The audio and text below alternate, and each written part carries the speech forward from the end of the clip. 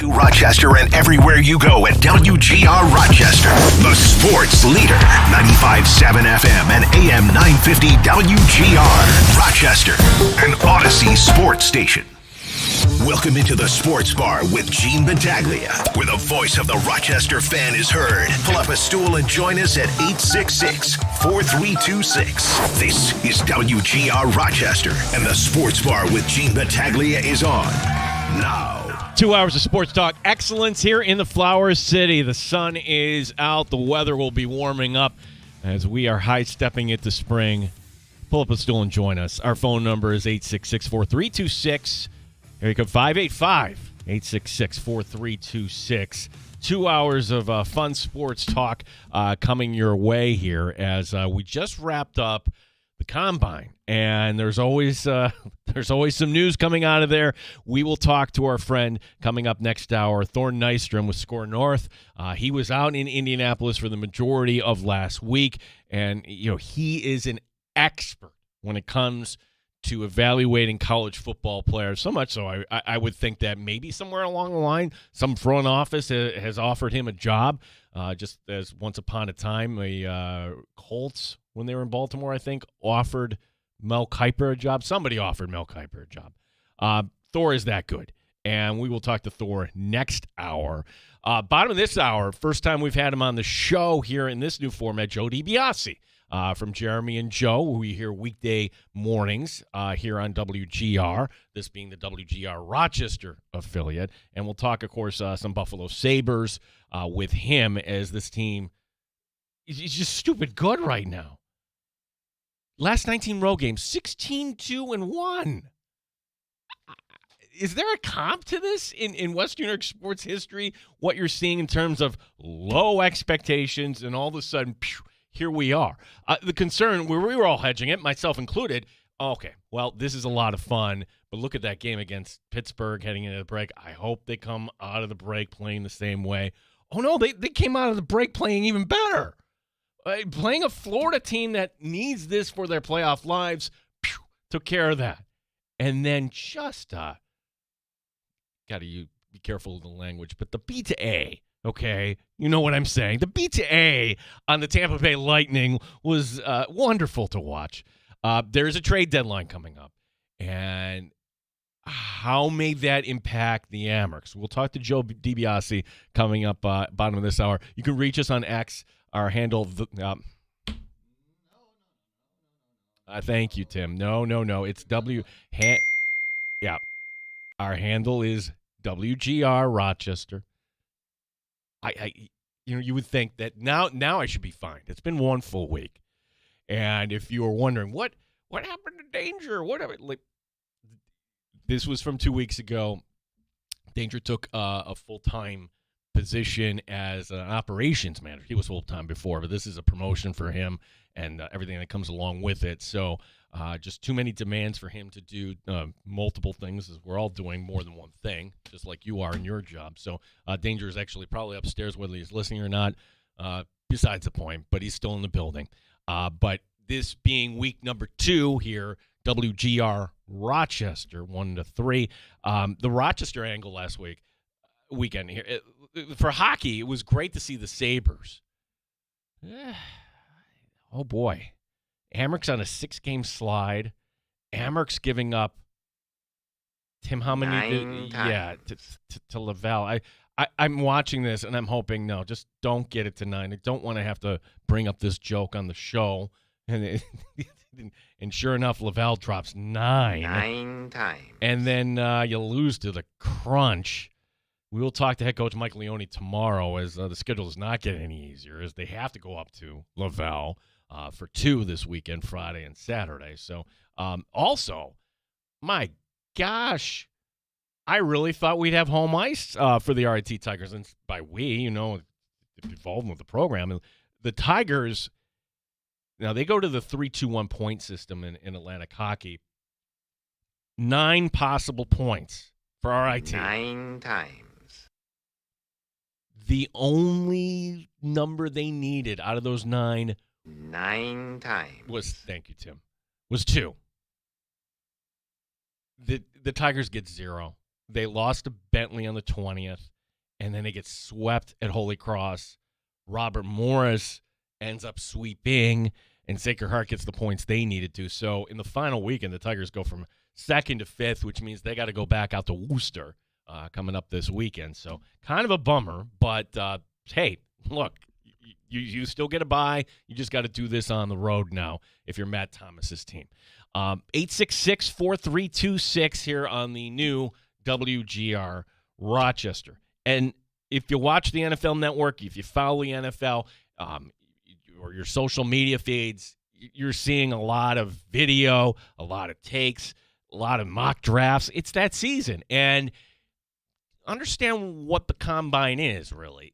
It's almost a PR event to get you, the fan, excited about your team. Because every single one of the 32 teams in the National Football League will have hope and excitement come April. So let's start formulating your opinion right now. Who do I want my team to draft? And you start getting invested, and those numbers in terms of TV ratings will show that you've been invested when we get to April. For the Buffalo Bills, a bigger week. It's like right now. It's right now. When we get to this time next Monday, there will be an avalanche of NFL news, as I don't know if they still call it legal tampering, but for the sake of this, it's legal tampering, right? The league year doesn't begin till next Wednesday, the 11th. But on the 9th, hey, we can sign people in advance and we can make that announcement. The agent can make the announcement. You mean to tell me that all these deals happen next Monday morning? Of course they don't. These are life-changing decisions. This is big money. These are negotiations that started, drum roll, last week. Even though they say they don't, agents are out in Indy. People are talking in Indy. And this is going to be this week, next week, when we get to the end of the first wave of free agency, to me, is just going to dictate, okay, can the Buffalo Bills actually be on par, if not above everybody else in the AFC? And sorry, Patriot fans. Yes, you won the division. Yes, you made it to the Super Bowl. But to me, Buffalo should be the favorite going into this season. That is, if they can make some moves here. And my question for anybody at 866-4326, what do you want the plan A to be? And you know what I mean by plan A. Like Brandon Beane, like most other GMs, will go into this whole process with, okay, here is what we have to spend. And if we got our negotiations the way we wanted them, we're going to get A, B, and C done. Maybe D.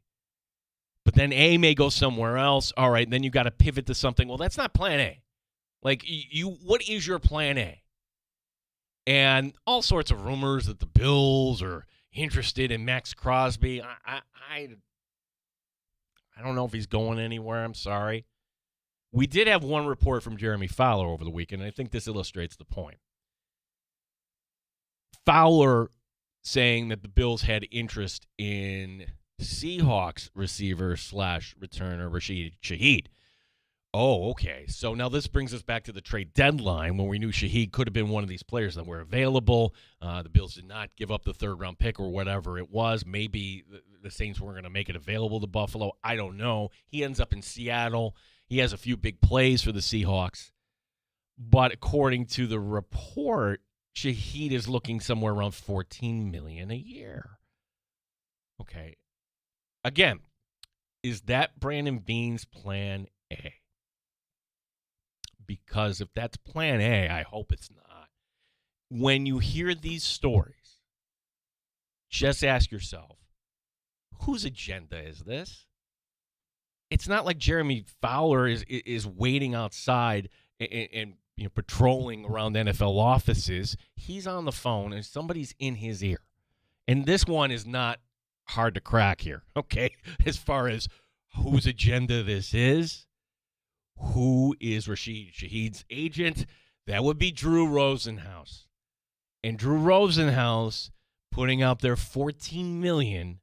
he's saying that because he knows that maybe there's a team that can get to $14 million, and maybe that's not where the Bills are. Or maybe it's just Rosenhaus recognizing as a good agent should that, all right, if we're going to talk about available wide receivers here, wouldn't Mike Evans get people more excited? Wouldn't there be another option out there that you could bring in? And the answer is probably yeah. I don't think – and yes, Shaheed is a guy that can run a vertical route and maybe hit one over the top. But I'm sorry. I want the receiver that's going to be the go-to guy on first, second, and third down. Not just the let's throw it deep once or twice and be a return guy. To me, that sounds like a mid-round pick. And the Bills have tried that over the years, mid-round pick. Oh, how many speedsters have come in and be like, boy, they can just develop this guy and we can go. Yeah, we'll try again in that department. And if she comes here, I wouldn't be against it.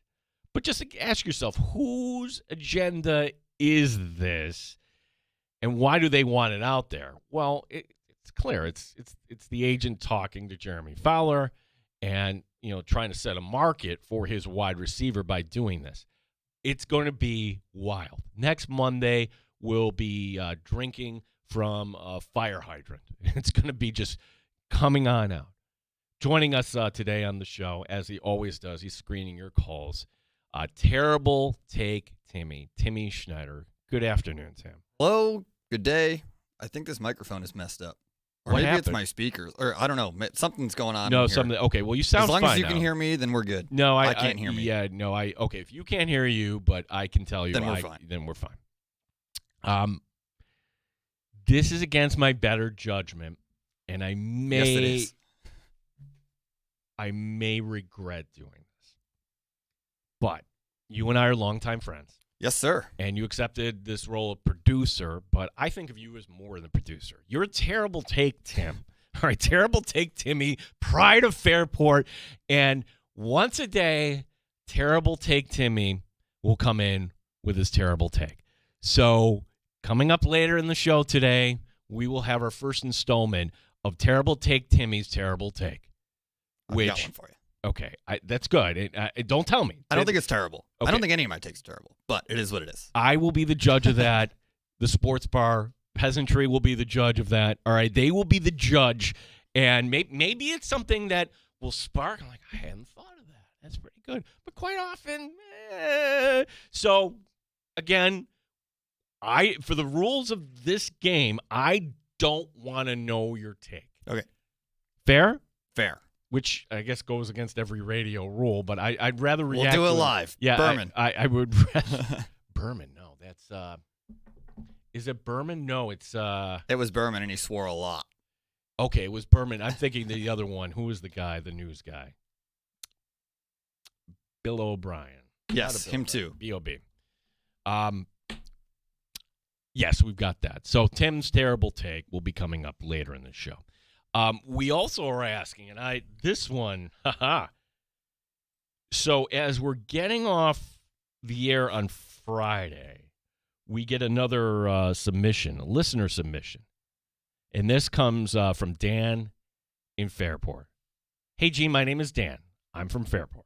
I've been listening to your show daily on my ride home from work since the time you took over from Scott Petoniak, if I remember correctly. Yes, that is kind of the lineage here.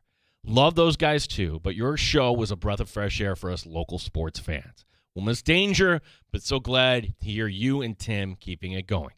For your consideration, I have a submission for a new theme song. Thanks for all you do for Rochester sports. Keep up the great work. Again, that's Dan Fairport. Dan, you're too kind. And before we get to this, let me just kind of reset.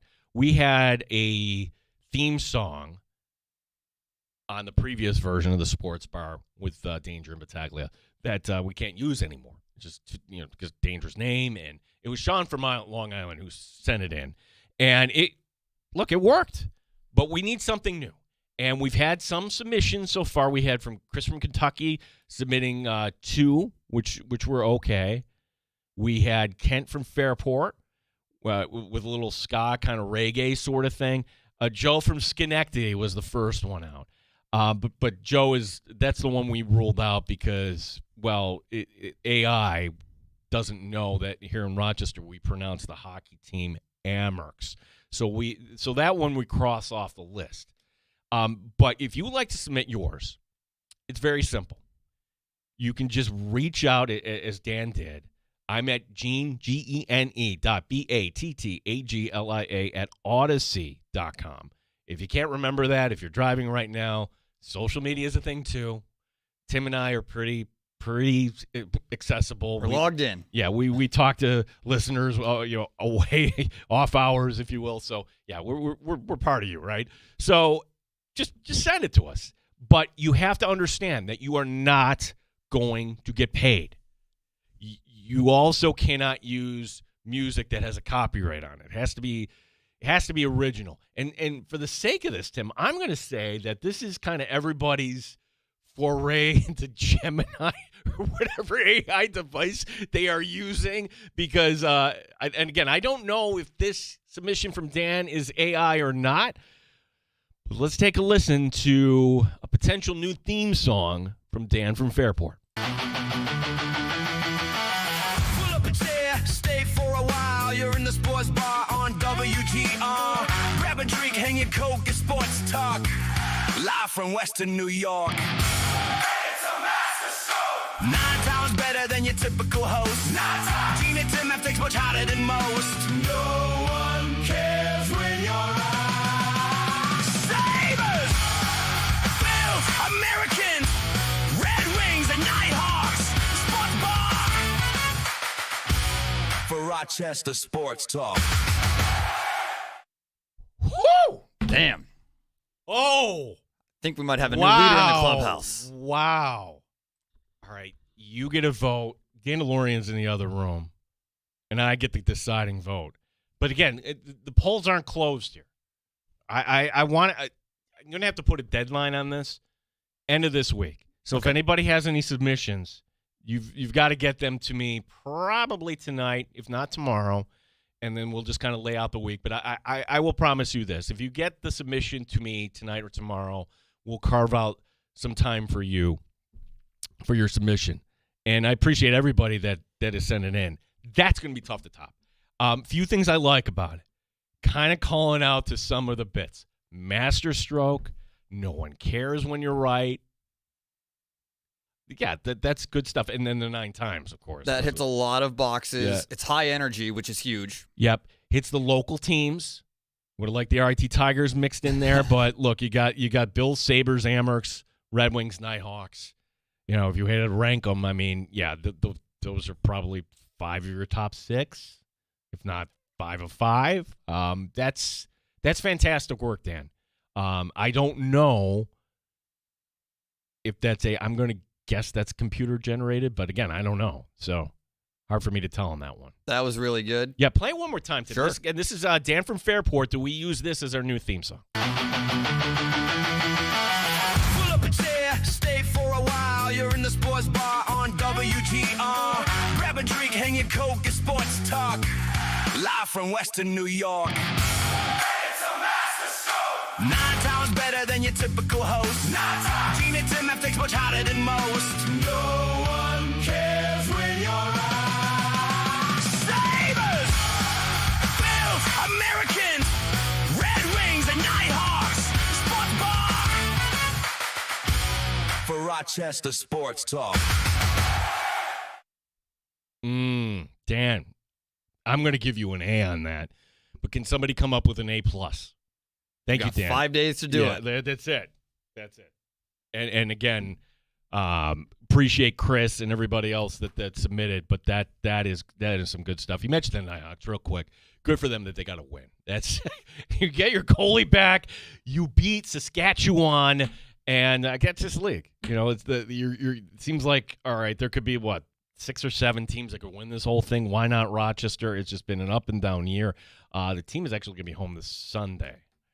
We will be talking to Joe DiBiase. Question 1 out of the gate for Joe. What's tomorrow night going to be like? Tomorrow night, hey, it will be one of the coolest moments.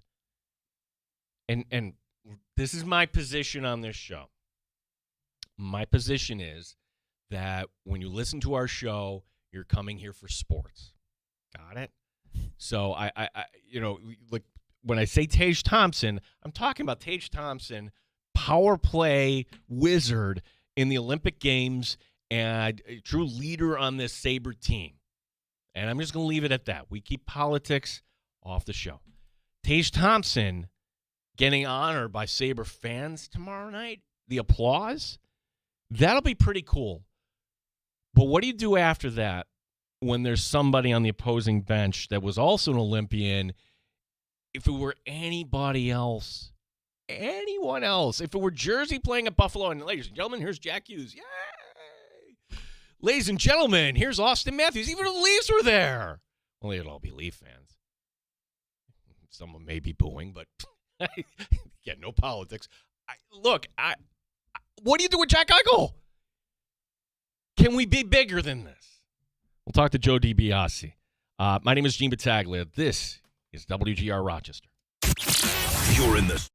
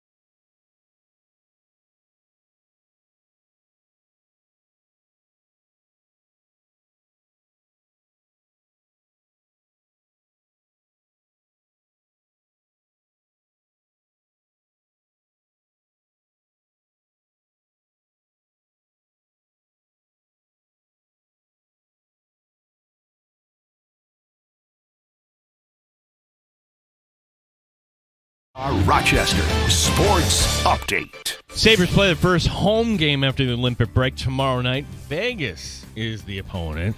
Rasmus Dahlin says it's all positive. As a team, I think we're in a good spot, just trying to get better every day, just to find ways to take our game to the next level, and then it's going to be an unbelievable experience tomorrow, atmosphere tomorrow, I think, so I'm fired up.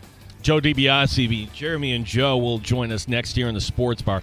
Rochester Americans are in a rut. They have dropped 6 in a row. The road trip to Laval coming up this weekend. Head coach Mike Leone will join us tomorrow here in the Sports Bar. Syracuse basketball playing their final road game of the regular season. The Orange playing at number 24 Louisville on Tuesday night. Gene Battaglia, the sports leader, 95.7 FM and AM 950, WGR Rochester.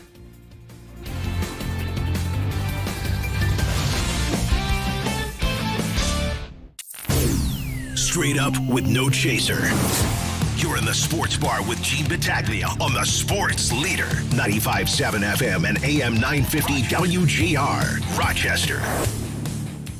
Before the Olympics, I said I think it's good that the Sabres actually go out on the road just because, well, I didn't know what to expect. And if things kind of got a little dicey or maybe there was a game that wasn't quite right, at least they wouldn't hear it from the home fans. But my gosh, I don't think any of us expected 6 of 6 points. Are you kidding me? And what do we expect tomorrow night? As we welcome in, you hear him every morning on the new WGR Rochester with Jeremy White. Joe DiBiase joining us. Joe, thanks for your time. What do you expect here tomorrow night between Tage and Jack and the beginning of this game? That's funny because just as you asked me that, I'm just scrolling through Twitter here on my monitor, and there's a clip of Tage Thompson saying he plans on having Eichel a part of the gold medal celebration tomorrow. So maybe the Sabres don't do anything pre-planned with that. Maybe it's something like what we saw in Jersey where Jack Hughes gets the mic and he walks over and he grabs Tage and kind of brings him to center. Maybe get that tomorrow. So I would expect he'll get cheered at the beginning of the game because he'll have that shield of Tage and the gold medal around him, and then I would guess that once the game begins, the fans will go right back to booing Eichel. That'd be my guess. Yeah, I would sign up for that. That's totally fine. I guess when it comes to that, I don't want us to boo Jack Eichel, just some polite applause, and then we kind of get to the game here. Joe, 19 road games. Their Sabres are 16-2-1.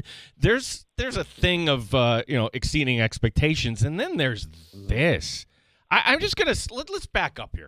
How did this all turn around for this team? If we go back to December, a team mid-December, worst in the league, and now they're just a wagon that looks like they're not just gonna make the playoffs. They're gonna win some games. That's our expectation in the postseason. Yeah, they have the best record in the league since December 1st. It's mind-blowing.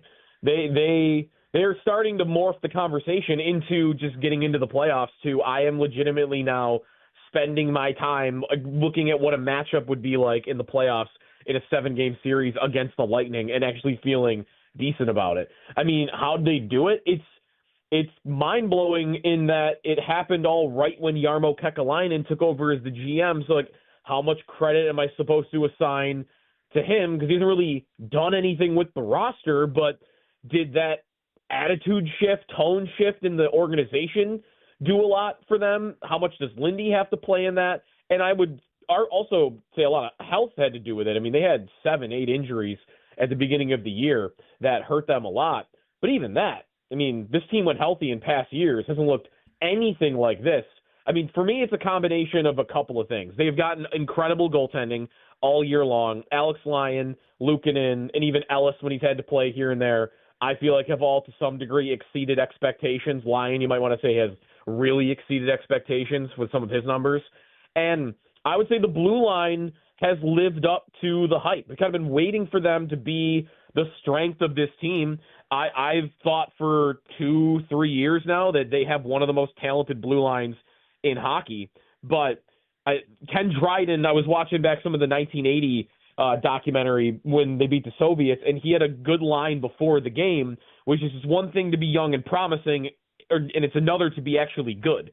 And that's kind of how I feel about the Sabres blue line. I feel like they've been young and promising, but they actually haven't put it all together This year, that's happened. I mean, Samuelson has done a lot of that work because he's had such a glow-up from last year to this year, but I feel like Byram has gotten better. Dahlin has maintained his status as one of the best in the league, and Power, I feel like, has even been pretty good too. So I feel like the top 4 defense and the goaltending has really drove this thing over the last 3 months. Yeah, and it brings us now to, all right, well, you get Vegas, but then there's another landmark here coming up on the horizon. That would be the trade deadline, and we're paying attention to this trade deadline more than any other year. And so the all-time leading goal scorer for the Amerks is Jody Gage. He remains with the organization. We had him in studio, and I asked him, he was a former GM of the Amerks too, like, what would you do? And he said, this team, I don't know if I would mess with it, actually. I would just go for depth, like a bottom 6 defenseman, an extra 4 guys that you can kind of, move in there if needed. You don't need the big-ticket item. Joe, this is where you brought up Kekalainen. Now we get to see what he's all about. The question here is, what do you think should happen here coming up Friday? I'm a little more willing to see them do something big. I don't think they need to. I definitely don't think they need to. And if they go out on Friday and they make 2 moves, and one of them is a third pair defenseman that can play 14, 15 minutes a night and be some depth in case something ever happened to one of those top 4 guys. And their other move is a third liner. Blake Coleman is a name, maybe guy that you would expect to play in your third line. That'll cost a second-round pick and a low-level prospect. Like, they make a couple moves like that, I think it's perfectly fine and reasonable.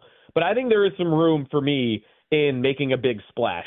This team has, I think, earned the right to have Jarmo look at them as, okay, I'm making a move to help a matchup against the Lightning, help win multiple rounds, make a deep run in the playoffs. The group has earned that type of respect as a contender in the Eastern Conference. And to me, what would a contender do? What would Vegas do? What has Vegas done in past seasons when they're at the deadline and they're in first place? They go trade for Tomas Hertl. Like, they make moves like that going into the postseason. So to me, like, I've got my eye on those St. Louis Blues guys at the top of their lineup. Robert Thomas, Jordan Kyrou. I don't know if they'll actually get traded, but those are 2 top-line forwards that can help your power play that, oh, by the way, are 27 years old and actually on pretty reasonable contracts. Like, to me, I would not throw away the point of, I don't want to mess with the locker room and what you've got going here. Like, Evander Kane's going to get traded. I want no part of him because I think that's a guy who could mess with that type of dynamic in your locker room. But if you go trade for a great player that's got no concerns on that front, that could come in, help your power play, which I think is the one thing that they're not doing well right now, I don't think they should be afraid of pulling the trigger on it. So, Joe, this show here in Rochester a little different, where our audience is wondering, okay, this is great. We like the Sabres. How does this impact the Amerks here? Because all those big ticket items that you're mentioning, they're going to come at a price, and I'm fine with a second round pick or whatever it is. But what do we have to brace for here in Rochester, in your opinion? Yeah, the 2 guys that if I would be keeping my eye on are they going to make a trade big enough that would include Devin Levi or Consta Hellenis? Like, those would be the 2 names that I would keep an eye on. I think, though, unless it's one of those top-line Blues guys, I don't think a player of that importance is probably getting moved on Friday. But we on our show this morning had a brief conversation about Levi for this, and would, like, St. Louis, who, by the way, had their young goalie prospect, Colton Ellis, taken by the Sabres earlier in the year, and now they kind of have a vacuum there without a young goalie in the system that's ready to step up. And they're talking about trading Jordan Binnington, so they could use a guy like that. Would they be interested in a Devin Levi? I don't think the Sabres need to trade Devin Levi or even really should want to right now. But I do wonder about him right now, given that he's a little further down the pecking order than he probably was 2 years ago in the organization. If that's a player that another team feels like they could poach from the Sabres organization. Yeah, I mean, from where you sit, 37 starts leading the American Hockey League. That is quite a workload. And disclaimer, yes, injuries, yes, ECHL players, yes. There's a team that's in 5th place right now. So how do you view the development of Devin Levi? Because you can make an argument that this wasn't and hasn't been a step forward so far. No, I mean, he was better the last 2 seasons in Rochester. Like, I just think that's That's pretty clear at this point. So, I mean, I view it as it's still going fine. But I think it's relative to what your expectation of was him. When he came in as best goalie prospect in the league, best NCAA goalie we've ever seen, incredible at the World Juniors, and you got all this hype, and then he kind of lived up to it, right? First 7 games with Buffalo, he's great in Rochester, those first year and a half, at least 2 years, had some great playoff series. And last year maybe didn't end that well, but to me, it's a little bit of a step back, but young goalies feel like that can happen a little bit. Like, I still believe he'll be an NHL goalie one day, and I wouldn't be surprised if he goes on a little bit of a run down the stretch here. I still feel like he has all the ability in the world, but sometimes it takes goalies a long time. Like, Linus Ullmark didn't become a regular NHL goaltender until he's 25, 26 years old, and then he ends up winning the Vezina. Ryan Miller didn't become a regular NHL goalie until he was 26. Maybe it's 1 year earlier for him if there's no lockout, but like, to me, Levi, if he shows up in a year or 2 years and he's able to kind of figure out some of his inconsistencies, I think he'll be totally fine for the long term. Like, I wouldn't be in panic mode or anything of the sort with him. Yeah, I want to see how this season plays out here for the Amerks, because that's the number one hope. That, okay, you do have a goalie that what's the verb now? He can goalie you, perhaps. There, okay, that would be the hope there, that he did that to Syracuse last year, and Laval was just the better team. We'll see. The Amerks right now in 5th. They play at Laval Friday. Joe DiBiase, Jeremy, and Joe, your morning show here on WGR Rochester, as well as WGR Buffalo, of course. Jeremy, tell me more about Darlene. It's a game in Toronto, and I'm driving in the car that night, listening to your station, and it's a 7-4 final, something like that. Darlene gets the hat trick, and then you have the Toronto media. I'm like, oh boy, here we go. And you're carrying this post-game press conference live, and they're just warming up, and they're just trying to get him to bait him, like, hey, how are you able to do all this? Kind of along those lines. And he wouldn't do it. He just pivoted off of every personal question and went back to hockey. How has he been able to play his best hockey here, knowing that he has this personal issue overseas? Yeah, it's super impressive, especially the last couple of months, because to be frank, I don't think he was as good as he normally is at the beginning of the year. Like, I think he was pretty rocky. There were some bad games he had early in the year, but I think everybody understood, right? Like, you got that much going on in your life that's that serious, that if you're not 100% plugged in at work and you've got a couple of off nights, again, like, it's not great for the team's perspective, but you would understand it from the personal standpoint, absolutely. But none of that in the last, I would say, really since they started winning again, like December 1st and on.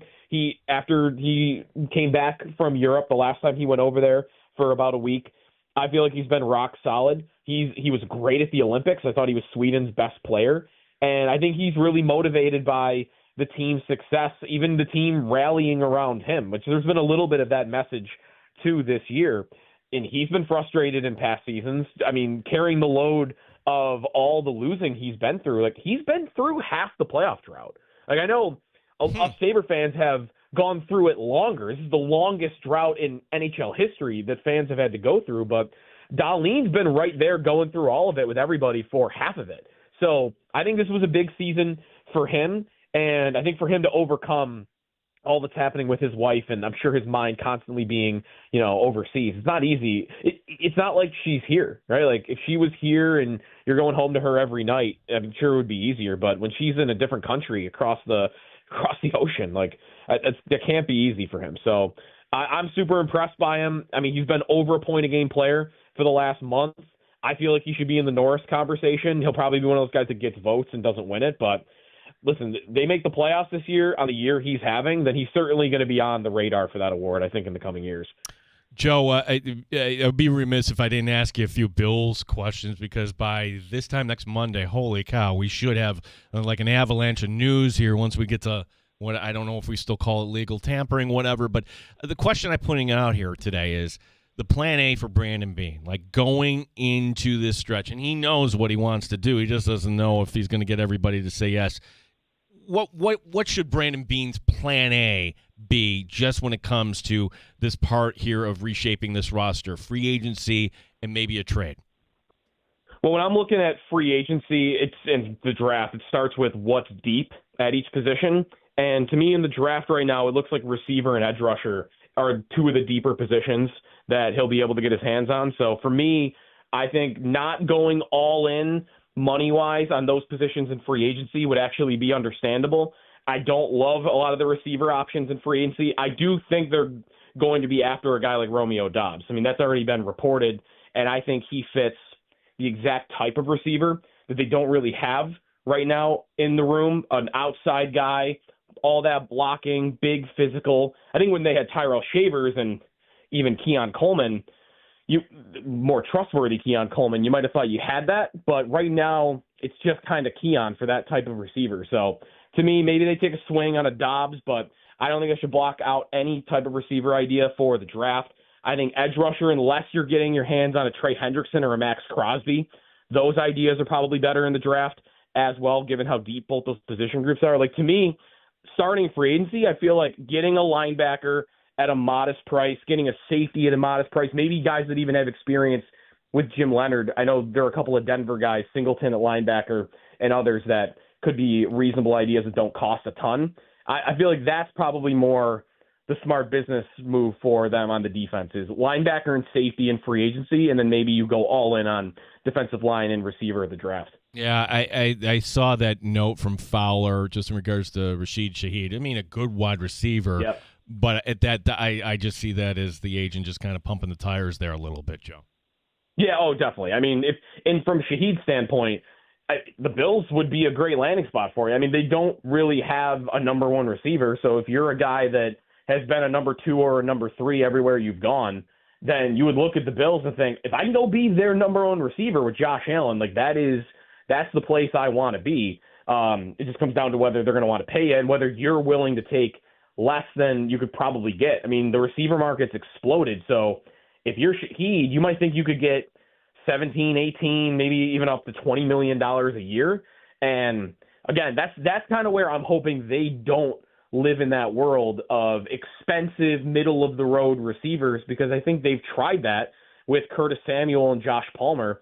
And we looked up this morning, they have the 12th most expensive receiver room in the NFL. And I don't think anybody would argue they have the 12th best receiver room in the NFL. I think the punishment of that is that they are living in this middle of the road free agent receiver world. And I think that Shaheed or even Dobbs would just be more of that. It's just cheaper, and I think there's more upside to doing it through the draft. Yeah. Well, I mean, at least with Dobbs, like you mentioned, there are some things that maybe won't show up with the blocking and everything else. But Yeah. let me just state for the record that here on our show, we support your position that, hey, it's time. It is well past time to draft the wide. In fact, I don't know if you have a draft receiver crush, but there's a certain guy from the 585 that we are just gushing over.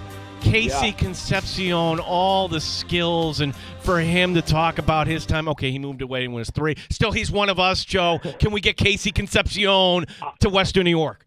He's been my 1A, 1B guy. Him and Omar Cooper have been my two favorites. So if he ended up being the pick, I love it. His comp has been Stephon Diggs for the type of player that he is on the field, a separator, which I love.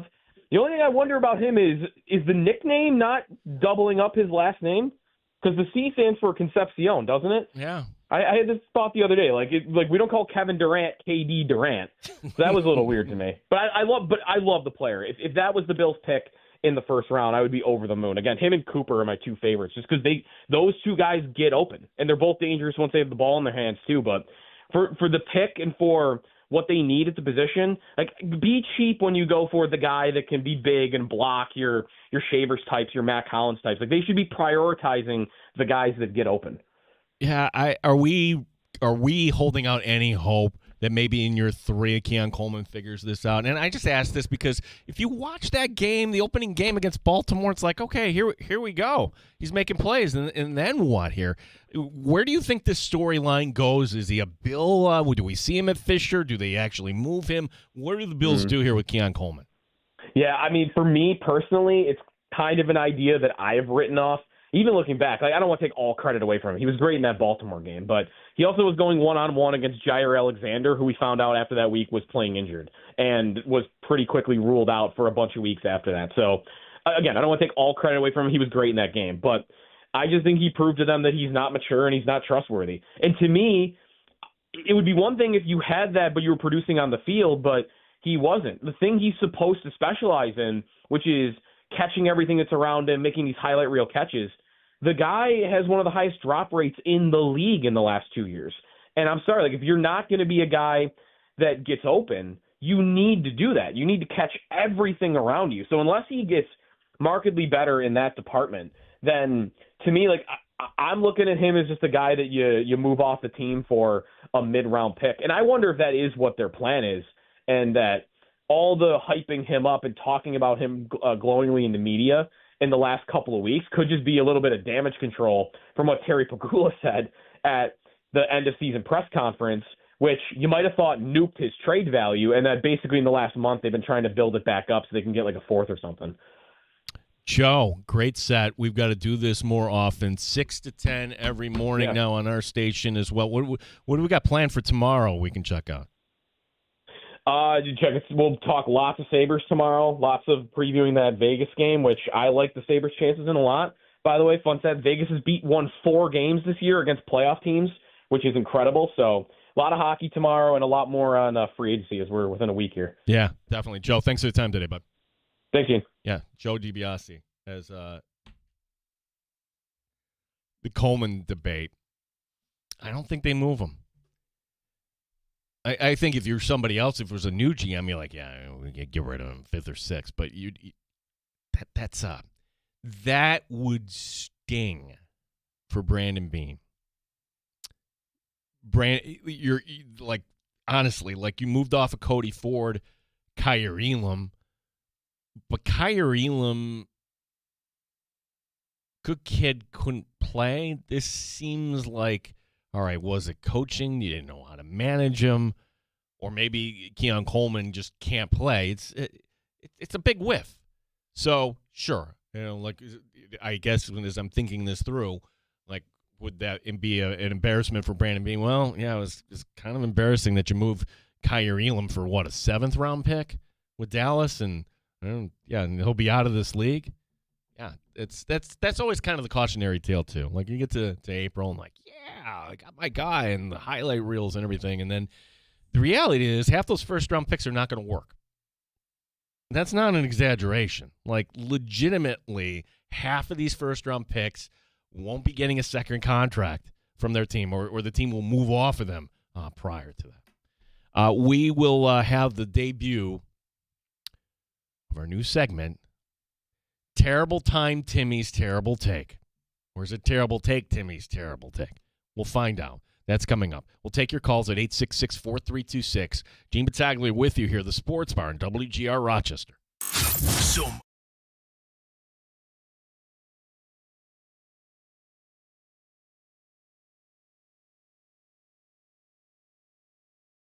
TuneIn apps. Spring is right around the corner. Heck, it's going to feel like it tomorrow, right? And we bet you're excited for warmer weather, of course, right? But as temperatures rise, make sure your energy bills don't. Keep those cooling costs low with Window Nation's high-quality, energy-efficient products. Simply request a consultation where their experts will visit your home, spot problem areas, and make recommendations. Your customized windows can be installed in a day.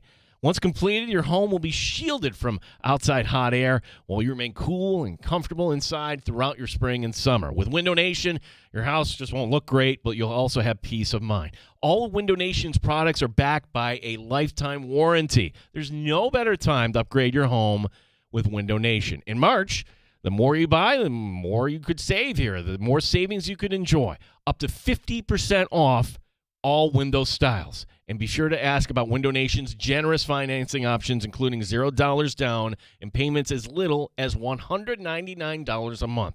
Visit windownation.com for your free consultation today. That's windownation.com. A serious crash can change everything in an instant.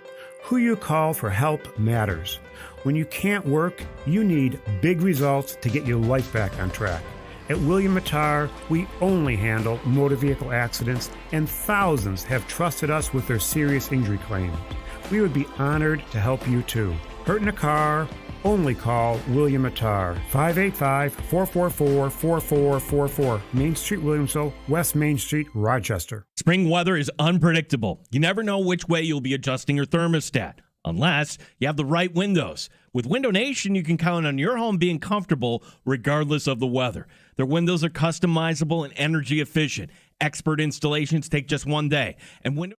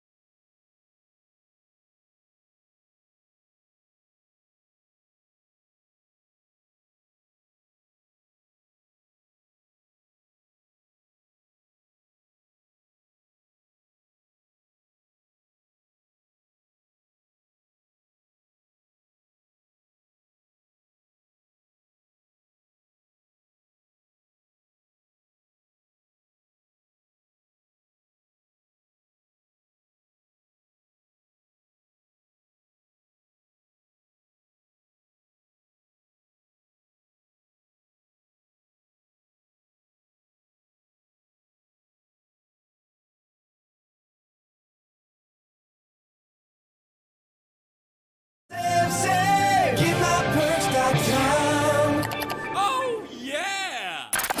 Raising the bar on Rochester Sports Talk. You're in the Sports Bar with Gene Battaglia on the Sports Leader. 95.7 FM and AM 950 WGR, Rochester.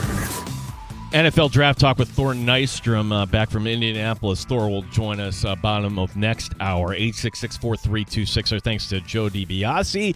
Oh, I missed that. I wanted to hear it. No worries. Dan DeLorean's working in the other room. We post everything online. You know, if you still like to go to the website, it's up there on the website. You can download the app. Everything's in bite-sized form. Think of this as your local 2-hour podcast, if you will, every day, talking Rochester sports here. As look, we try to bring you A-plus content on this show. That is going to be our mission. But sometimes you're not going to be sure until you actually try. This is my disclaimer as we begin a new frontier here. It is time for our new bit here on the show. Terrible Take Timmy's terrible take. This could be genius. It could go incredibly wrong. I have no idea what Timmy is going to say. We hand it over to the pride of Fairport, Tim Schneider. Tim, what do you have? I have it on good authority that morale is low here in the 585 with the Rochester Americans right now. They've lost 6 in a row. A few weeks ago, they were right there climbing the ladder, first, second place, in contention for first place at least. Right now, they're sitting in 5th, clinging to their playoff lives. I am here to tell you emphatically that they will outplay their playoff seed, as right now it feels like they might not even make the playoffs. They will make the playoffs, and they will outplay their seed no matter what it ends up being.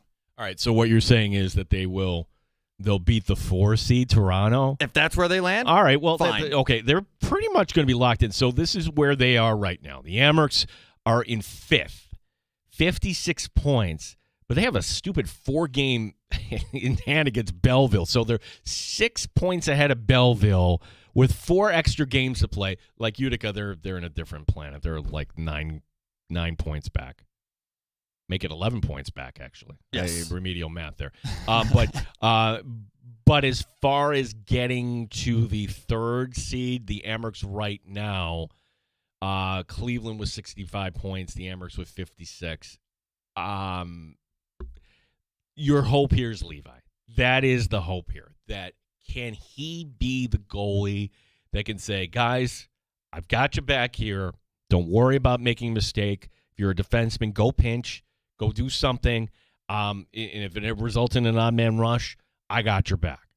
Can Devin Levi be that guy? Interesting that Joe DiBiase, when we're asking about, and it makes sense, all right, if the Sabres want to make the big splash here, and I don't think they need to. By the way, I don't. I think just get a veteran forward and a defenseman that might be on an expiring contract for some depth here. But if Jarmo Kekalainen wants to make that big move, who are teams going to ask about? Well, Hellenius, you hang up. Right. Levi? I would hang up too. But the point is that the Amerks the Sabres are getting calls on Devin Levi. You can almost bet. I would not do it. Not from the standpoint of that would absolutely kill the Amerks altogether here this year. It's from the standpoint of you just don't know. And if there's any town that knows, all right, how do you develop a goaltender? It would be Rochester. Like Marty Baron, multiple years. Ryan Miller, multiple years. Like UPL should have been here for the playoffs one year, but they didn't send him back. And, well, UPL. So it takes time to develop a goaltender. And we all wanted to hit the fast forward button on Devin Levi. We didn't. So, all right, a good first start, Tim. I don't hate it. Yeah, this could turn terribly awry, no pun intended. Come trade deadline, this roster may be nuked and we don't know what's going on. But all signs point to the Amerks not succeeding.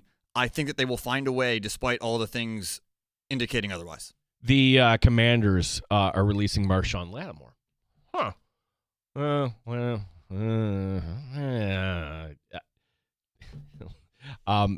Is getting the pricey veteran corner really a top priority for this Bills team? I would think the answer is no. If you could bring back Tre'Davious White on a reasonable deal, I think that would be kind of welcome, and then you're drafting somebody else at the position. We'll talk about that. We've got more takes. We've got time for your calls. We've got Thor Nystrom coming up. My name is Gene Battaglia, along with producer Tim Schneider here, and this is the Sports Bar on WGR Rochester.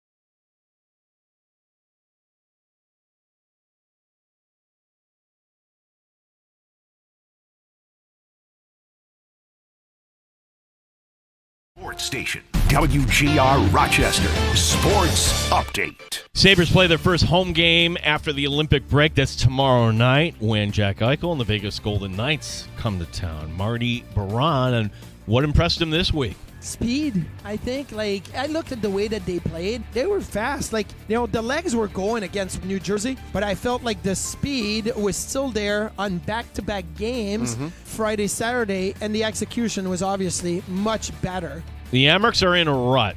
The Amerks have dropped 6 in a row. Road trip coming up to first place Laval Friday and Saturday. Head coach Mike Leone will join us in the sports bar tomorrow. RIT hockey will begin their postseason on the road as the 5 seed at the College of Holy Cross this Friday. Syracuse basketball in action tomorrow night's final road game of the regular season. The Orange playing at number 24 Louisville. Gene Battaglia and the sports leader, WGR Rochester.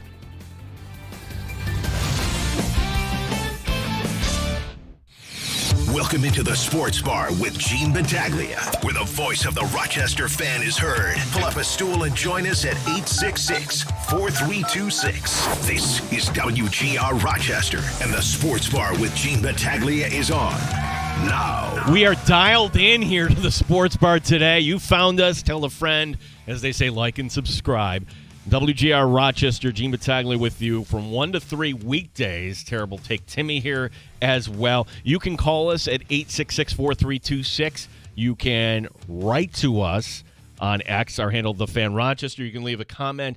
We are also streaming on YouTube and on Twitch. Bottom of this hour, we will talk a little combine with Thor Nystrom, our good friend, now with Score North, as he was out in Indianapolis. We'll get his thoughts here, specifically about the wide receiver position.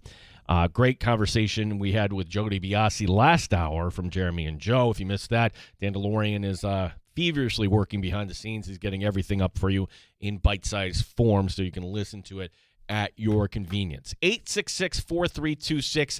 That is the Good Smoke Barbecue and Pub Wingman line. Award-winning barbecue from Good Smoke Barbecue and Pub, 135 West Commercial Street, East Rochester, goodsmokebbq.com, where also kids eat free on Sundays. Table is set here for round 2 here, hour 2 of the sports bar. I just am wondering, what is Brandon Beane's plan A? Like, what would that be? And I'm not buying that Rashid Shaheed is the wide receiver that is going to be plan A. And that came out in the Jeremy Fowler report that the Bills were interested, and at $14 million, I'm sorry, that is not the big ticket item I would want. Look, if you can add him, like, in addition as another receiver, I want a receiver that can do more. And we talked to Joe DiBiase, like, you can sell me on the Romeo Doubs thing because to me it fits more the style of, hey, we're still going to run the ball. It still is going to get cold and nasty in December, and we need our receivers to block. And that's not Shaheed. Shaheed's, okay, we're going to try to pop one over the top, and maybe I'll return a kickoff for a touchdown. You need those guys too. But it doesn't seem like, at least the exciting, oh my gosh, I can't believe Brandon Beane did that sunglasses move at the wide receiver position is presenting itself. Like, Justin Jefferson is not available. Max Crosby, despite what you're reading, I'm sorry. I would be stunned if the Raiders moved on from Max Crosby. They'd be silly to. But there's a lot of other moves that can help this team. And to me, I just come back to all right, if you sign a Mike Evans or Romeo Doubs, and then you spend your first-round pick on a wide receiver, like a Casey Concepcion. Yeah. From the 585. Who, to his credit, he's giving interviews at the Combine having a speech impediment. That's been incredible. Yes. There was a Bills defensive tackle, Pat Williams. This is a monster of a man. And he also had a speech impediment. This is back in the 90s when he was with Ted Washington. Look, do what you can. Like, put yourself out there. And, if you think you're really cool, like making fun of somebody with a speech impediment, check yourself.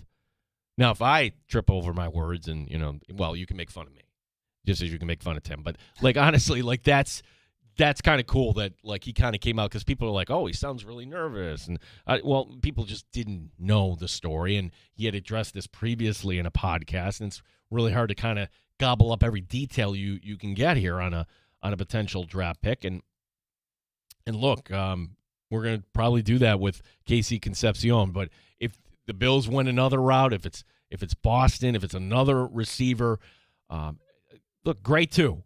Like they need new blood at that position. There's no doubt about it. And we will be talking about this almost on a daily basis as we get more little nuggets. But at $14 million for Shaheed, I would not do that. $14 million for a pass rusher, okay, or somebody on defense that you need that help.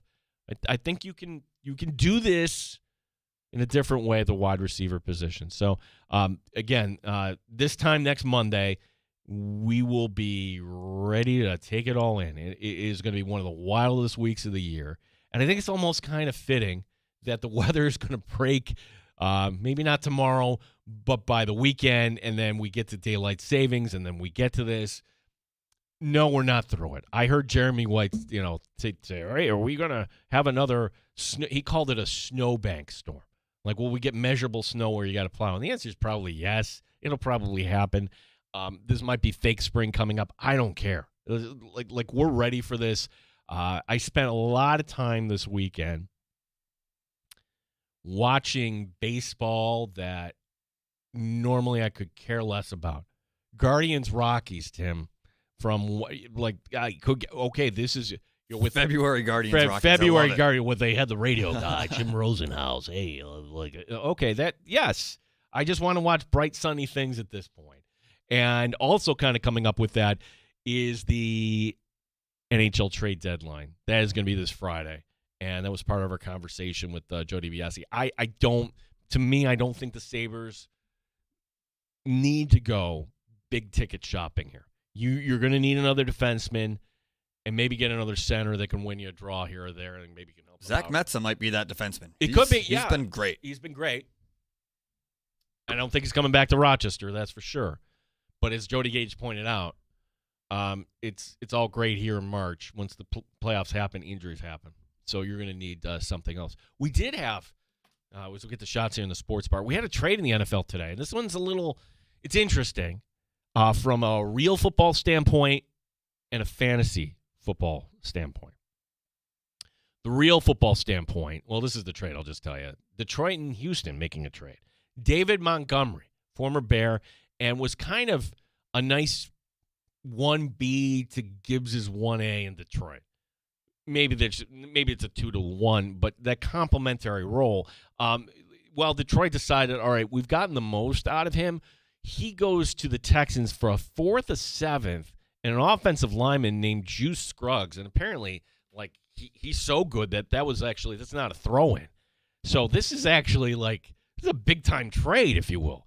And for Houston, boy, if you just dangle a veteran running back in front of Nick Caserio, he'll be like, yeah, I'll take him. He brought in Nick Chubb, traded for Joe Mixon. Remember, he signed Devin Singletary. So, okay, David Montgomery, the last guy, and if they just get him for 1 or 2 years, it's a pretty steep price to pay, in my opinion, for the running back position where you can get talent in the mid-rounds. And you gave up, in addition, okay, maybe you determined, all right, the running back we were drafting in the 4th round is not going to be as good as David Montgomery. Okay, well, you traded an alignment in the 7th, so it is kind of a ballsy move here from Houston. The other angle, too, and we got to get Michael F. Florio back on the show. NFL Network, Bills Mafia, proud, and certainly fantasy expert. The fantasy thing is never too early to start talking about this. Montgomery out. Okay, we don't know who will fill into that role. But absent of that, does Jahmyr Gibbs become the top running back in fantasy ahead of Bijan?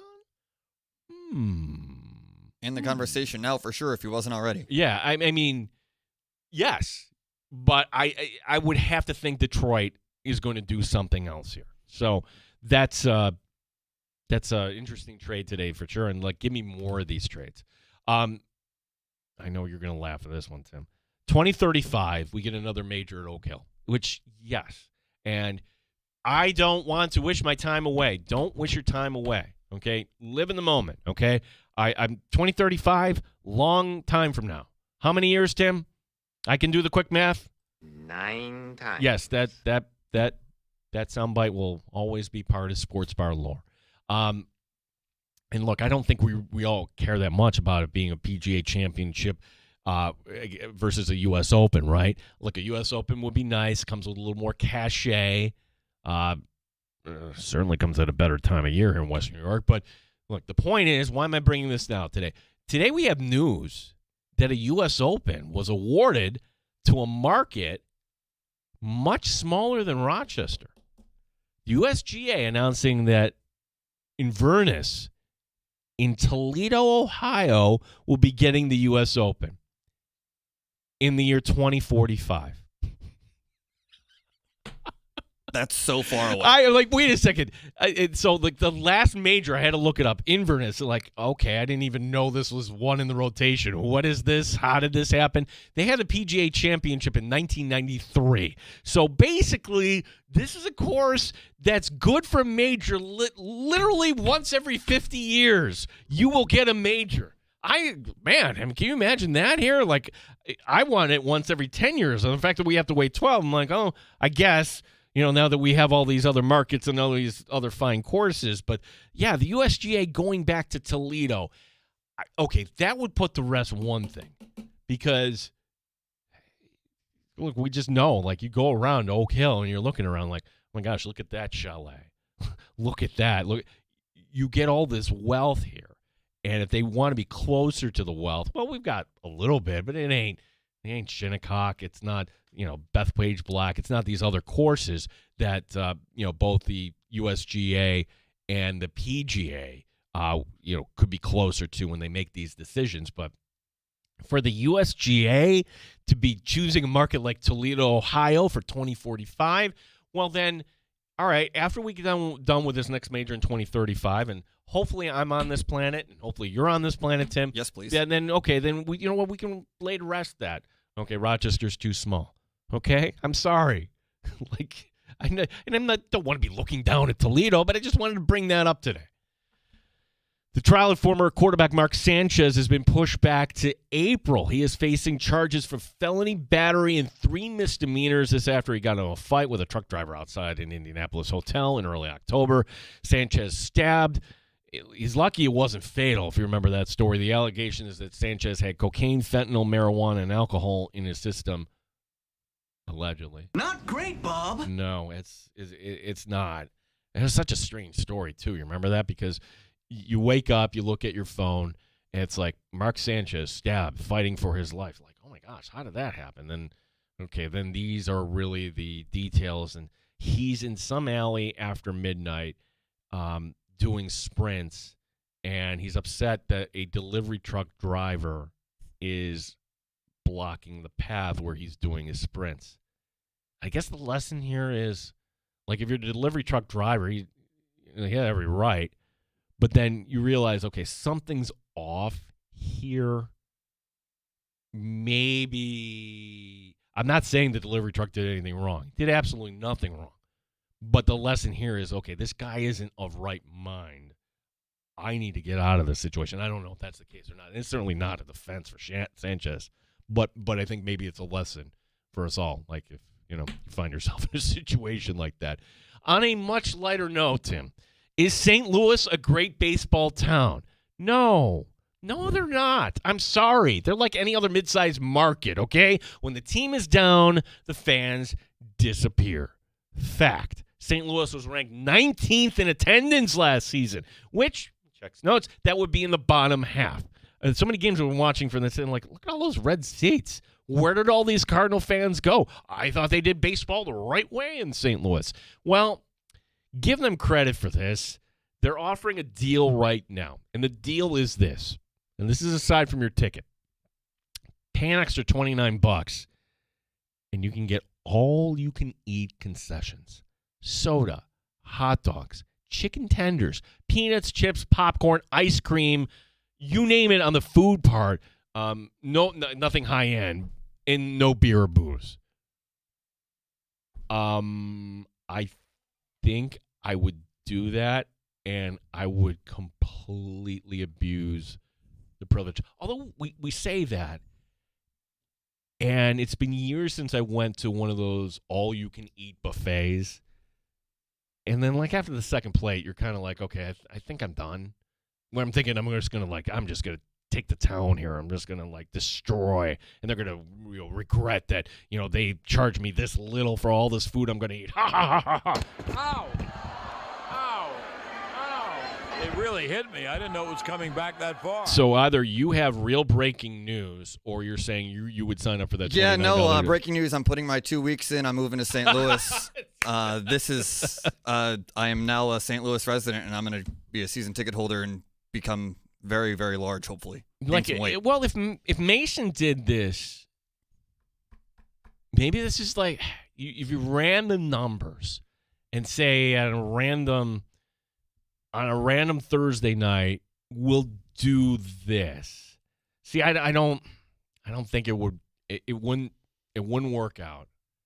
Because I think it'd be too tough to police because you could go back up and then can hand it off to your family, everything else. It's already super affordable there anyway, so. Yeah, I mean, I don't think you need, they're not, they make some money on the ticket, but that's really where they make their money. You're going to a big league game. And for this, like in St. Louis, like, okay, chances are you're going to maybe buy a beer. I don't know. I give them credit. One more play here, too. Before we get to Thor Nysom, this was Dan from Fairport giving us his submission here for the new theme song of the Sports Bar 2.0. Pull up a chair, stay for a while. You're in the Sports Bar on WGR. Grab a drink, hang your coat, get sports talk. Live from Western New York. It's a master show. 9 times better than your typical host. 9 times. Gina Tim F takes much harder than most. No one cares when you're out. Sabres, Bills, Americans, Red Wings, and Nighthawks. Sports Bar for Rochester Sports Talk. That's tough to top. You have to get your submissions in now. We will make a final decision this Friday, okay? You can reach me, gene.battaglia at Odyssey, audacy.com. If you're driving around today and I didn't get that, hey, I'm on social media. Terrible. Take Timmy's on social media. Just hit us up, and we'll point you in the right way. That is fantastic, Dan, and thank you. And he wrote in by email, too. Chris writing in.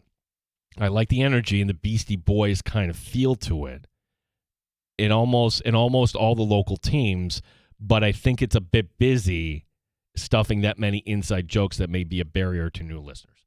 Okay, I don't think so. I think once you're in the club here in the Sports Bar, you're in.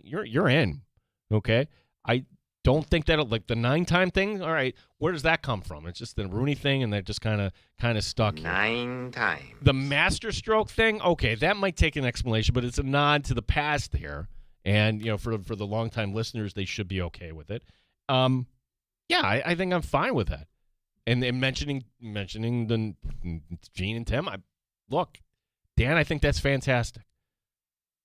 Appreciate that submission. We'll get to Thor Nystrom coming up. And then last call is for you at 866-4326 here on WGR Rochester.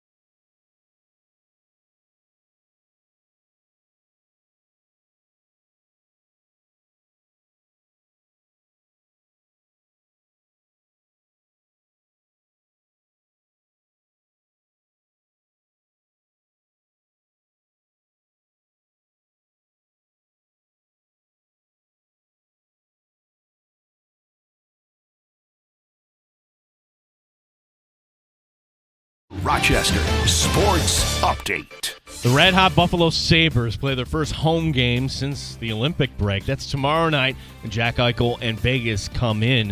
And Rasmus Dahlin says this has been all positive.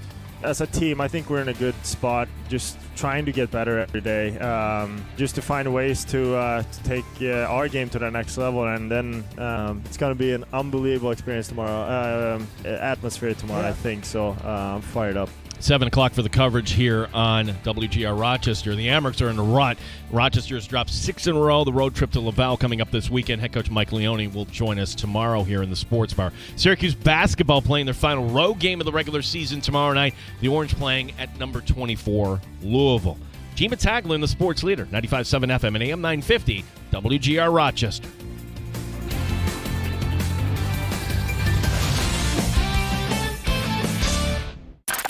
Raising the bar on Rochester Sports Talk.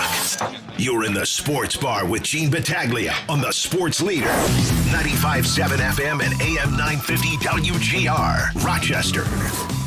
Really lucky to have a relationship with, my opinion, one of the best in the business when it comes to looking and getting notes about college football players and how this will translate coming up to in April. Thor Nystrom joining us after a full week in Indianapolis. Thor, thanks for the time, and just let us live vicariously through you. What is it like there to cover the NFL Combine? Thor, how are you today? I'm doing great. It's always good to join you. I'm a little sleep deprived, but we'll definitely get through it.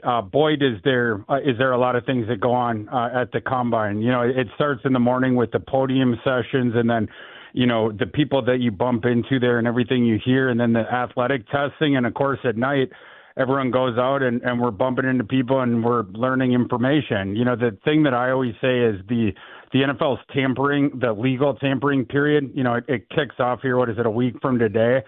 By the time that begins, all the tampering in the NFL has already concluded. That happened. Some of it has happened before the Combine, but the rest of it happens at the Combine. So there's just so much news flying around there. Yeah, I mean, so many rumors that I'm sure that you don't want to go on the air here and say it's just a rumor here. But and again, it's almost like I could just imagine you're just kind of sitting there in a restaurant and you see two individuals talking to one another and like, okay, well, that's interesting. We wonder what that's all about. You have to have stories, multiple stories like that, Thor, I would think. Yeah, one of the nights, this was during linebacker testing day, and I met up with a couple people for dinner, and we were just, we're just getting dinner with some buddies, talking, whatever. And there was a table that was fairly near us, and a dude kept jumping up and yelling and running around because they were involved with Jacob Rodriguez, the Texas Tech linebacker. And so every test that he crushed, they had like a celebration there. But yeah, it's just fascinating. Everywhere you go, you're going to bump into someone that's either, with a team, an agent, someone associated with a prospect, or media people. You can't go somewhere in Indianapolis that week and get away from that. So that's pretty fortunate. And it speaks to how we get into all these interesting conversations with people that you otherwise wouldn't bump into in real life. So yeah, it's the information spigot just opens up, and it's kind of like drinking through like a fire hose for a week every year. Thor, let's start off here, like who may have, their stock may have gone up, and who, okay, maybe this wasn't, the best of combines. David Bailey, is he going to be the number 2 overall pick in your opinion, Thor? He definitely has a shot. I think it's funny with how much information is at the Combine. We had a very legitimate NFL trade on one of the first days that I was there. I forgot if that was Thursday or Friday, but there's so much information flying around there that was almost like an afterthought to the news going on like in Indianapolis. But a pretty fascinating trade with the Jets trading Jermaine Johnson to Tennessee for Tavondre Sweat. And I absolutely think that sort of hints to people that Edge is probably going to be the pick at number 2. And I think David Bailey is well within play for that. Of course, the guy he's primarily going up against for that, I would assume, is Arvell Reese. So that's going to be an interesting thing. And what do the Jets, what do they sort of prioritize there? Bailey, it's his superpower. It's getting after the quarterback, and he has that trump card on everybody. Whereas Arvell Reese, It's more, he has more skills, but there's more development to go. And you think about the ceiling there and what could that guy become? It's more of a diverse kind of a skill set. But yeah, David Bailey's absolutely in play for number 2. Yeah, and then as far as players that maybe besides Bailey that really helped themselves here, Thor, who kind of stepped forward, who stood out to you? Oh, I mean, you want to go at like a specific position or just all right. Let's make it start. Let's start right at the top. The one that we are salivating over here in West New York. It was this time last year. It was the year before. Tell us a little bit about the wide receiver position. Oh, yeah. The wide receivers, we had some very good testing. I mean, this year was, I think, the fastest class we've had, but some fascinating risers there. One of them, like you go late round, you just want like an interesting dart throw at the end of the draft. This Jeff Caldwell kid from Cincinnati that came from D2, he is rawer than hamburger, up from the butcher or whatever. But the physical tools are amazing. 6'5", 216 pounds. And he ran a 4.31 with a 42-inch vert, which is, you're an alien athlete at that point. Super duper raw. But for teams that want to let's just shoot for the moon with a late round pick and just go totally developmental, he becomes interesting. Some other ones, Bryce Lance, essentially the brother of Trey Lance, and also coming from North Dakota State. I thought it was amazing that he measured in and tested in almost literally identically to Christian Watson. So Trey Lance's brother is essentially just a Christian Watson clone coming from NDSU. It's the exact same sort of profile there. So I thought that was interesting too. And then one other kind of riser that was considered like a mid-rounder, maybe third-round kind of guy coming into the event that definitely helped himself was from, your guys' part of the country, Skylar Bell from UConn. That there was nitpicks about or questions about his athletic profile heading into the event. Certainly would not question the production profile. Last season, he had over 100 catches, had almost 1,300 receiving yards, double-digit touchdowns. But he ends up running a 4.4 flat with a 41-inch vert, Skylar Bell, which super important for a smaller kind of receiver. And it's not tiny, but 6 foot and 192 pounds. But the athletic test there, and then the skill that we have seen on the field, that guy has locked himself into day 2 in an interesting receiver class. And I'd probably put him more towards the beginning of round 3 at this point, but certainly has a shot to crack the back half of round 2. Receivers at the top, and we're fixated on Casey Concepcion. He mentions the 585, which is our area code right at the top of his media session. Yes, I am smitten, Thor. Bring him home to Western New York. Now, mind you, he moved away when he was 3, but his father is from here. What did you make of him running the drill there? It prints very, very well. Where would you consider him as a prospect here, Thor? Yeah, I mean, and it makes sense with the need and where y'all are picking. I totally get, he's going to go somewhere in the latter half of the first round. And we'll see when he ends up testing. That was one of the guys that did in there. So I'm sort of curious to see what we get, as far as the full profile. But the game, absolutely, the evaluation, it screams that guy should be a late first-round pick, and I think that's who you're going to get. We've seen him win at all 3 levels of the field last year. I love that he went to the SEC, earlier on in his career at North Carolina State, but being able to succeed, seeing him succeed against some of these guys that are in this draft process as well, some of the better cornerbacks, beating those guys, and again, doing it at all 3 levels for a really good Texas A&M team. That's what we think. But yeah, I'll be curious when we get the full testing profile on him. Malachi Fields, he ran and it wasn't great here. Does that impact his draft status at all? Do you think, Thor? I do, because he was coming out of the Senior Bowl. That was one of the top kind of steam guys. And he opened a lot of our eyes there. You'd seen it going back years at Virginia and then Notre Dame last year, but never kind of bazooka numbers as the feature guy, like of an offense, whatever. But love what we had seen with him at the Senior Bowl. And you're wondering, because of how fluid he was moving, it's like maybe he's a better athlete than we thought. And there was a lot of guys that ended up exceeding our expectations with the athletic tests in Indianapolis. Malachi Fields was not one of them. And so it goes back kind of to earlier in his career. Is there not a clunky athlete. That's not the right way of saying it, but more of like an average-ish kind of NFL athlete there. And I think this theme of like, could he even get into the back, the very end of the first round? But, I think he's going to go in the second. Like that kind of stuff has kind of died down. And I think now Malachi Fields, he's going to settle in round 3 to worst case scenario, top half of round 4. But I think he's going to end up going round 3 at some point. Yeah, Thor Nystrom, Score North, joining us here in the sports bar. Is Thor, like, as far as positions in this upcoming draft, like, give me the top 2 or 3. You're a team in need of this position. Which one can you kind of wait on here to the middle or late rounds, would you say? My favorite one, I think, is off-ball linebacker in this class. I think the linebacker class is really, really good, and it showed out. The guys at the top. Sonny Styles had a historic combine, but the depth on it is really good through day 2. You put a day 2 pick on a linebacker in this class, you're probably getting an immediate starter or someone that could. So I would say that the linebacker class I'd go pretty high with. A couple others that I would toss out, safety. And the center position is sneaky good in a way that I don't think people are fully realizing yet, because it was a decent class of just pure centers, not an outlier class, but solid. But we have more position converts in this class to center than we have had in past years. And when you include them as centers in it, all of a sudden that center class starts to look really good. I'm talking Brian Parker, the second from Duke. He was a right tackle there, but he came out of high school to college as a center. And Duke, they play, as they did with Graham Barton, they play their best offensive lineman at tackle.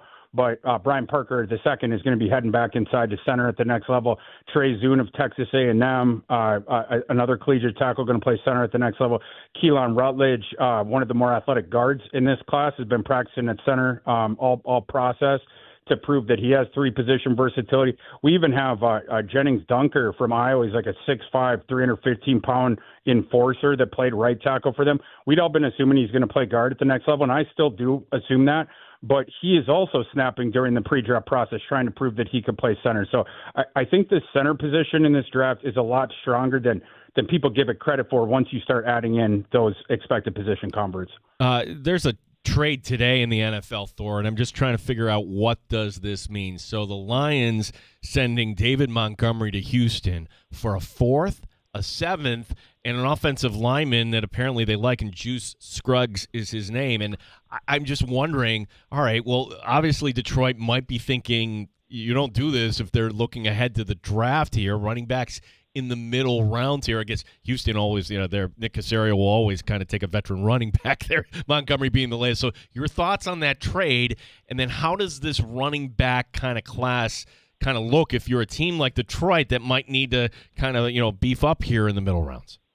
Well, there's 2 fascinating elements of that trade before we even get into the trade that sort of caught my eye, and you're sort of hinting on one with the way you ended there of last year at this time, we did not see as many veteran running back transactions, and it was a bit more with some of the guys. You look at the whole free agent class, a little bit more tepid there, and that's because in April, every team knew that we had this stacked running back class coming up.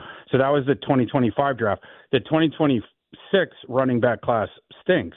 And so, like, teams that are like, oh, we have to do stuff with the running back position, you're seeing more aggression early. We have seen, at this point, 3 contract extensions for running backs, guys getting taken off the board before they can get to free agency. Now we've seen a fairly aggressive trade for a veteran running back. And then the second element of that trade that fascinated me was, I don't know if you caught this, like I'm talking right when it got reported the first time. The first tweet on it was from Adam Schefter, and he reported that Montgomery had been traded for a 5th-round pick. Now, Adam Schefter does not get trade terms wrong. And pretty quickly after that, he had to say amended trade terms. It's actually for a 4th, 7th, and Juice Scruggs. And I got to look more into this, but there was some rumors that another team caught wind of that transaction and was like, for a 5th-round pick? We could beat that. And so at the 11th hour of that transaction, the idea is, like I said, this, we got to learn the truth here. But that's sort of the rumors, is that the trade comp ended up getting if you'll excuse the pun, juiced at the very end because another team was like, wait, it's only a fifth? Why didn't you call us? Interesting. And I always thought, like, for NFL GMs, there's kind of this gentleman's agreement that once the deal is done, it's done. And once it hits kind of the media, like, Schefter's not getting that by accident, right? Like, 100%. Yeah, that's an interesting, and that's one of those stories. I'm like, okay, we're going to hear more about that one for sure. Thor, I got to ask you too. We talked right when it, like, wait a second, the GM for the Vikings, he got let go right when you're doing Senior Bowl week. Kind of odd there. So give us kind of the state of the Vikings here. There's no way they're making Jefferson available, are they? No, they're not going to make Jefferson available. But yeah, the state of the Vikings not in a good state right now. It's tough. I talked with an agent that had met with him or met with them, the Vikings, last week, and said the tone and the tenure of those meetings was 180 degrees different from last year at this time. That, like, last year at this time it was jovial and we're going to be aggressive. What guys you got? Who can we talk about? And then this year it was more, kind of like a funeral procession, and the Vikings are going to be conservative at the start of the offseason, it turns out. But as to the Kwesi thing, bizarre timing. That was a stunner. I was down in Mobile, Alabama, and saw Kwesi. I mean, he was, on the sidelines and he was around town. He's meeting with agents and stuff. He was talking with multiple agents of current Vikings players about plans for this offseason, both restructure, different contract type stuff, starting contract extension kind of talks. He obviously was sent down there with the thought you're going to be the Vikings general manager next season, and he was obviously conducting business in the same way. And he ends up getting summoned back to Minneapolis, I believe on Thursday, so that they could get out the public announcement that he had been fired Friday. The timing of the thing, it stinks to high heaven when you go back with it, and then you list the owners the way that they explained it. They said, because usually what happens is you fire the guy right after the season. So, and the owners, said, like usual, we went through the exit interviews right after the season. But then they said, we called everyone back and we went through a second round of exit interviews. And it was only after that we got the impression that it's untenable here and a change had to be made. But what's interesting about the timing, because it's like, yeah, it was Senior Bowl week and that was what made it very awkward. But the other thing with regards to the timeline that happened right before Kwesi got the axe, the Vikings retained Brian Flores, who was very publicly out there flirting with other organizations. In an odd twist, an elite coordinator in the NFL had been allowed to hit free agency, which you don't see very often. Usually you get the contract extension at some point. So, you're not allowed to just sort of take a lateral move if you want. And it was a couple of days before Kwesi ends up getting fired. And then, of course, right after Kwesi's firing, there's reports coming out in town of like Brian Flores wanted to make sure that Kwesi was out to sign back. And I don't know exactly what is behind that, if that's true. But there was a lot of weird stuff with the timing that led to a general manager in the NFL getting fired at an extremely unorthodox and frankly suspicious timing. Yeah, last one for you, Thor. What are the Vikings, the $1 million question, what do they do at quarterback? Is it Kyler? Is it Tua? Is it somebody lesser and you're hoping McCarthy? Can you finally in year 3 get the promise from McCarthy here? How does this all play out at the quarterback position?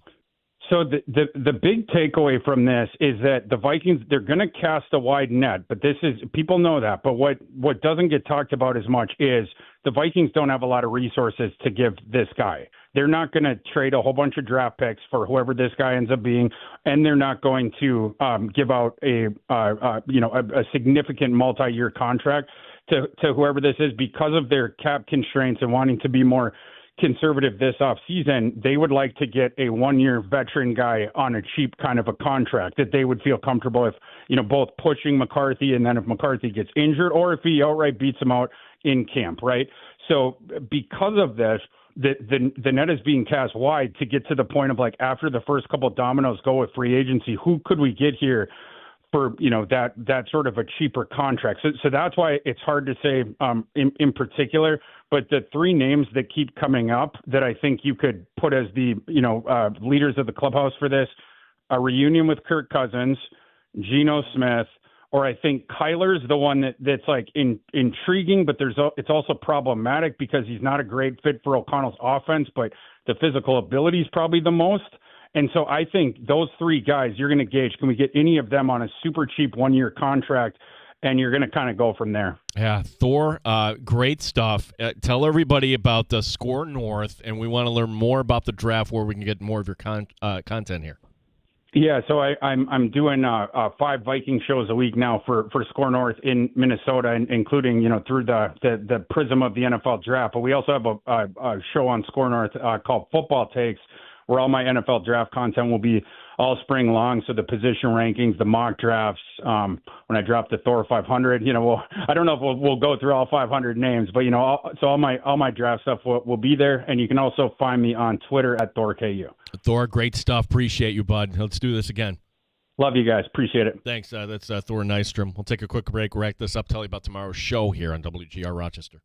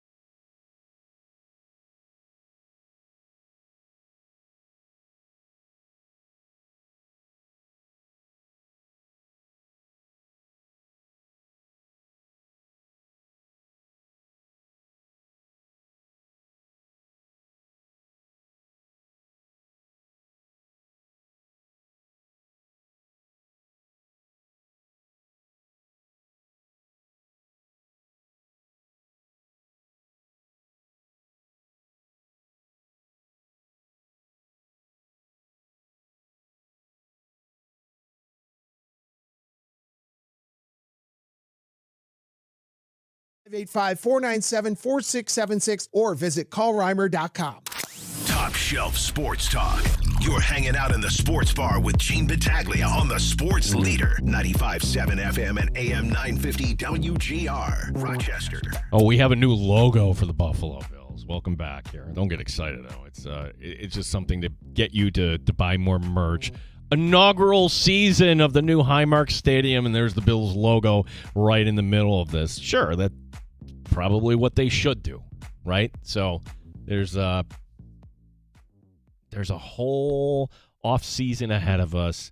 We'll find out what day you'll have the throwback red helmets, I'm sure. What day we'll have the NFL schedule release. A lot of things that are going to be happening.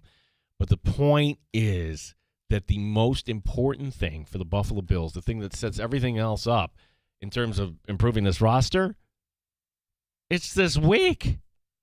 And Thor was right, like legal tampering. No. Legal tampering's done. The negotiation is going on right now. And that's why you have this onslaught of news on the opening day, on Monday next week, before even the league year begins on Wednesday. And with that, can the Buffalo Bills address the wide receiver position, pick up a linebacker or two, somehow get somebody that can get to a quarterback? It's like these are big wishes for a team that has limited funds. Some funds, not a lot. So it's going to be a fun week. We also talked hockey on the show here today, as that was a lot of fun as well. Talk with Joe DiBiase. Sabres tomorrow night taking on Vegas. Now, while we went on the air, Tage Thompson went on and said, yeah, I am going to acknowledge Jack Eichel at the beginning of the game. Okay. And I think I'm with Joe there. Like, when that happens, polite applause. You're not booing a U.S. Olympic gold medalist. And remember, like, Jack Eichel wanted to have surgery. Kevin Adams said no. So we could litigate that all over again. But I would just say, hopefully Sabre fans, and I think we will, just take the high road on that. And then when you get to the game, just boo them. You could do that. That's the other thing tomorrow. Tomorrow on the show, we'll talk to head coach Mike Leone, as it's not a code red for this team for the Amherst, but there are only 20 games left in the regular season. That's it. 20. And this team right now would have to fall flat on its face to be out of the postseason, but being in that playing round, the 4-5 matchup, not great, Bob, particularly when you got to go play Laval, as it would turn out. I don't see Laval falling out of first place. So a lot to talk about tomorrow with Mike Leone, head coach of the Rochester Americans. Also the return of Matt Perino from the Shop Podcast and the Syracuse Post-Standard, as we'll talk more about some of these Bills news and notes. And the music, that would do it. Now, you want to be the winner here in our Pick the Theme Song contest. Well, like, this beat might be going away here. Could be you. Just hit us up. Again, at Gene Battaglia on Twitter. You can reach up Tim as well. My email, gene.battaglia@Audacy, AUDACY. So our thanks to Dan in Fairport for his submission. I will say that's the leader in the clubhouse, but listen, we know we have some talented musicians here in Rochester. See what you guys can come up with. Show Up in the Bulldog coming your way next. Sabres hockey tomorrow night. If you missed any of the show, well, you can just go back and listen in the Rewind feature on the Audacy app. This is WGR Rochester. So much action.